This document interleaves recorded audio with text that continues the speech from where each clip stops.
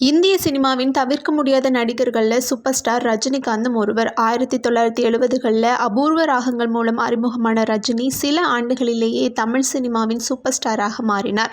Box office king, record மேக்கராகவும் ரஜினி இருந்துட்டு வர்றாரு. ரஜினிகாந்த் பல முன்னணி நடிகைகளுடன் நடிச்சிருக்கிறாரு. ஆனால் ஸ்ரீதேவியுடனான அவருடைய ஆன்ஸ்கிரீன் கெமிஸ்ட்ரி பலராலும் பாராட்டப்பட்டுச்சு. தமிழ், தெலுங்கு, கன்னடம், ஹிந்தி என 4 மொழிகளில் 19 படங்களில் இருவரும் இணைந்து பணியாற்றியிருக்கிறாங்க. இருவரும் நல்ல நண்பர்களாக இருந்த நிலையில ஒரு கட்டத்தில் ரஜினிகாந்த் ஸ்ரீதேவியை வெறித்தனமாக காதலித்தார் அப்படின்னு சொல்லப்படுது. ஒருமுறை கே. பாலச்சந்தர் ஒரு பேட்டியில் ரஜினி ஸ்ரீதேவியை மிகவும் காதலித்ததாகவும் அவர் வீட்டிற்கு சென்று அவரிடம் திருமணம் செய்து கொள்ள விருப்பம் என்று தன்னுடைய காதலை ப்ரப்போஸ் செய்ய ரஜினி சென்றதாகவும் கூறினார். கே. பாலச்சந்தர் அந்த பேட்டியில் என்ன சொல்லியிருக்கிறாருன்னா, ஸ்ரீதேவியோட வீட்டு கிரக பிரவேச விழாவுக்கு நானும் ரஜினியும் சென்றிருந்தோம். நாங்கள் அவர் வீட்டிற்கு சென்றவுடன் மின்சாரம் போயிடுச்சு. வீடு முழுவதும் இருட்டாக இருந்துச்சு. இதை கெட்ட சகுனமாக கருதிய ரஜினிகாந்த் தன்னுடைய திருமணத்தை பற்றி ஒரு வார்த்தை கூட பேசாமல் ஏமாற்றத்துடன் திரும்பினார்.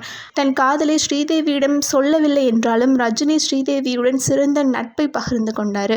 ரஜினிகாந்த் நடிப்பின் உச்சத்தில் இருந்த போது கே. பாலச்சந்தர், கமல்ஹாசன், ஸ்ரீதேவி போன்ற சிலரிடம் மட்டுமே அவருடைய தனிப்பட்ட தொலைபேசி எண் இருந்ததாகவும் கூறப்படுது.